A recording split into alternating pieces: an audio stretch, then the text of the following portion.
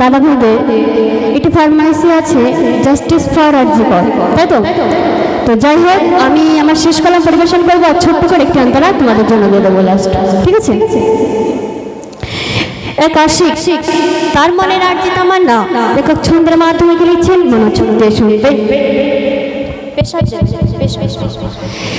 প্রত্যেকটি মানুষ ছোট হোক কিংবা বড় হোক, সবার মনে কিন্তু কম বেশি আশা থাকে। এই আশা কিন্তু সবার পূরণ হয় না। সেই উদ্দেশ্যে সাহিত্য লিখছে, মনোযোগ দিয়ে শুনবে। আশায় আশায় ভরা জীবন নিরাশায় উপনীত হইবার না।